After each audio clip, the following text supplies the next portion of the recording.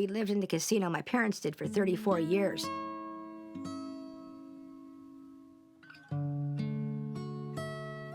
The art here, I see something, and if I have room for it and can afford it, I have it. So there's no rhyme, no reason, except that it means something to me.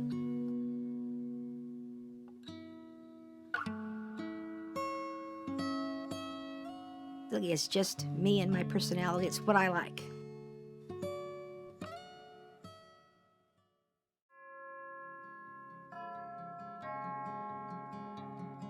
Three of us were born here. My two older sisters, Alice, and my sister Lynn, who passed away recently. We all went to Avalon High School.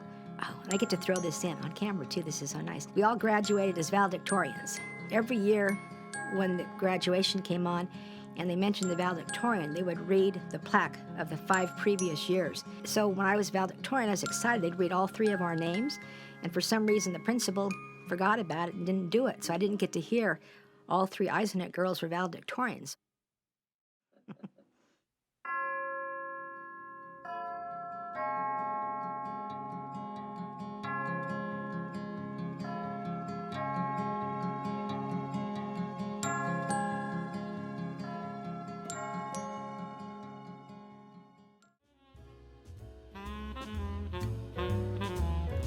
When I went over town the first time when I was in college to go to a movie on the mainland, I was going to the movie and I was so shocked when they showed me into this tiny little theater with 100 seats, just shaped like a rectangle. This theater can't be surpassed, I don't think, anywhere. And so this is a major, when I come back and see it now, having not seen it for a year or so, it's like, wow.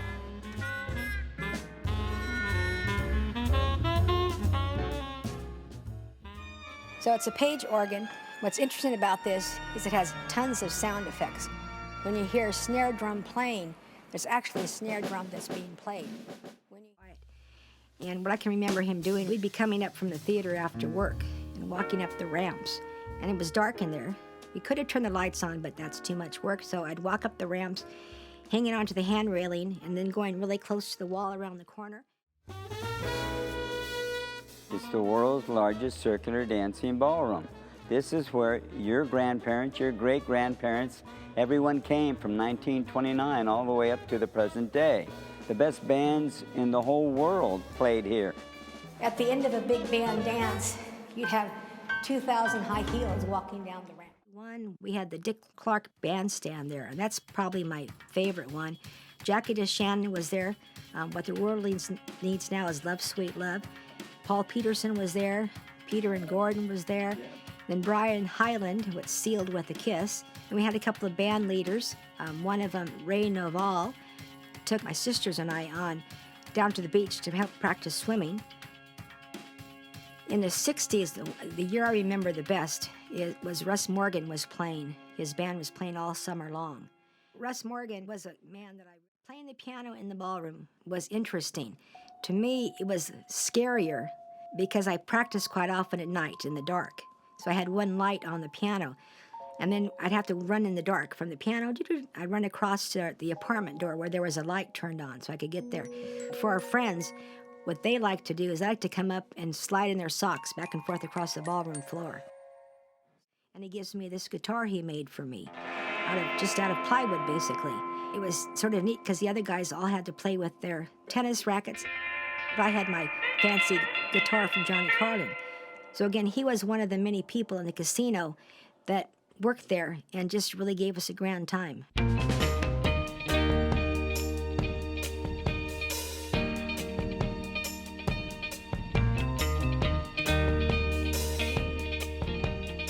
What I had a great time doing was just, like I say, meeting people that performed there, but also the people, the cooks and such. I mean, my love of olives came from casino kitchen. Cooks would put out a jar of olives for me because they knew I'd come down every day and put 10 olives on my fingers.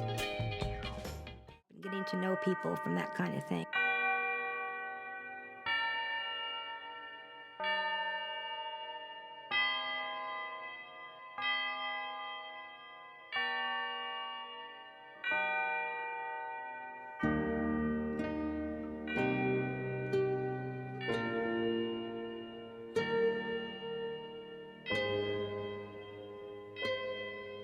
Community church Was built in 1889.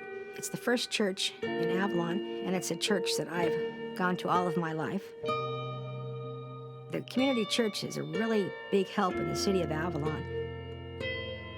Problems for anything, people can come and they talk to someone and say, I need this or I need that, and if we can do it, the church family will take care of it. I ring the bell now before the Sunday service. So I've been ringing this bell probably maybe just 2 or 3 years now, constantly now. I hadn't done it before.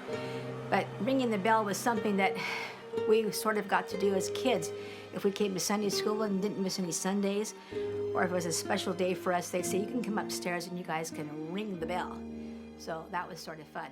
And now I'm excited about it because the Chimes Tower was built in 1925. I think she cares about them just as much as if they were her own chimes. follow me.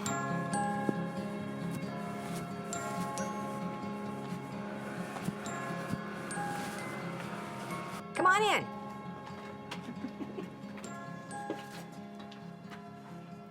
You're entering into the bottom layer, the mechanical room, as Charlie calls it, of the Chimes Tower.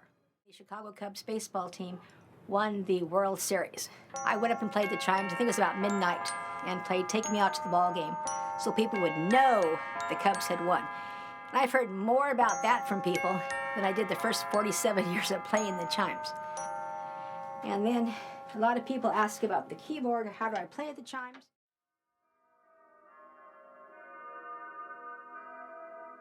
So here's all our 20 notes.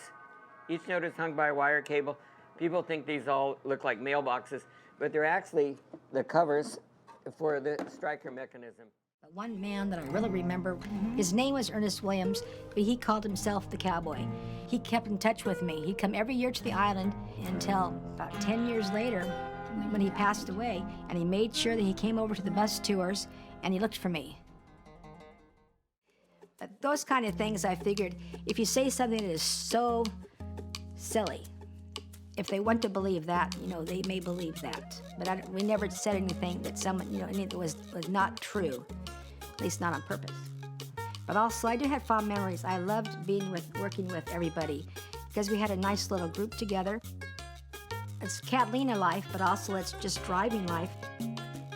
We all just had a nice camaraderie, and we always just waved. And that's actually the signal. There's a bus. Yeah, there's a bus behind you there and stuff. So camaraderie was fantastic, and then the bus driving itself is. I cannot say how much I love driving. It's great. You'd leave a hustle bustle of Avalon, go out to the interior, and then you're out there for 3.5 hours. Beautiful bliss. I had people who, they just think sometimes bus drivers aren't the brightest people in the world, and they let you know that sometimes, but you know what? I think they're wrong. But also, I drove 26 years of buses, and the last day of work was as good as my first day of work. If I'm stressed out or I'm having problems or I just want to go have a good time, by the time I drive up to the interior, I'm no longer stressed out. Isolation is really powerful. It's so nice to go out there and you just can be by yourself and be with the Lord or be with other people too, but it's a beautiful place to be. And my dad got sick, so I came back to help with him. And when he passed away, I was all set to leave the island. And then I took one of my rides out to the interior of the island, and I just drove past the airport, and it was a beautiful sunset. And I sat there looking at the sunset, and then I said to myself, and I often do talk to myself, and I answer myself too. Interesting conversations. But I said to myself, Jani, do you want to stay on the island where you grew up and lived all the time and have people say you're just too afraid to leave?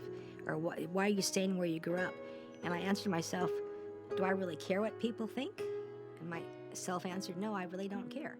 I want to stay here. Growing up here is fantastic, and it's great. Getting ready for this interview made me just go back and realize how many people are intertwined in your lives, which I knew before, but I didn't recognize it. I feel that if you are ready to help people over here, people are ready to help you. And even if you're not ready to help people, they're ready to help you. So to me, the people is the biggest impact.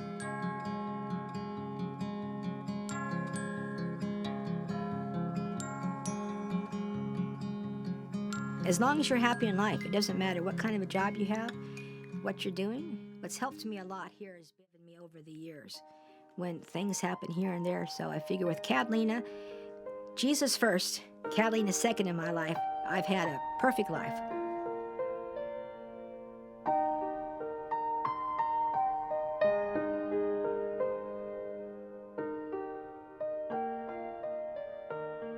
My one regret is that there are lots of nooks and crannies in the casino. And in one section, when you go into it, you saw in red paint where they said the war is over. And someone wrote that in red paint, the war is over, World War II. And that was really cool, that was there. But that would be my biggest regret, saying, darn, I didn't get to make my mark somewhere where people wouldn't really see it, you know.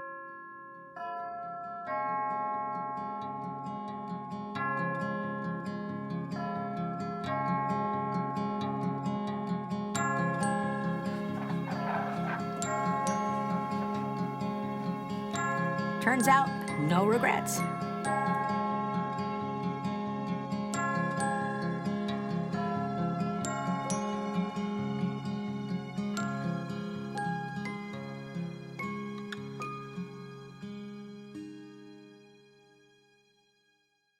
Nope.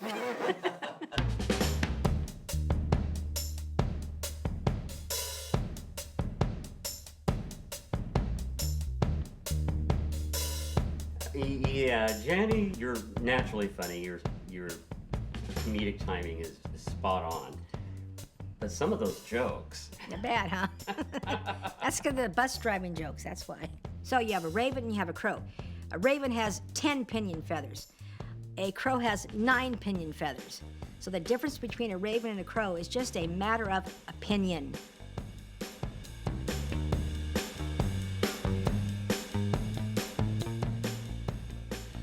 Now watch, she'll answer her phone now that you've done that. But you, no, she won't answer her phone. Trust me. Everybody has to. Leave a message, and Her Majesty may return your call if she so desires. Bye. Hey, Your Majesty, it's Jeff and Allison checking in. Want to know what you're up to? Give us a call. Take care. Bye, Jani. So, Jani is the self-proclaimed queen of Catalina Island. In any case, it's a true honor to have gotten to know Her Majesty.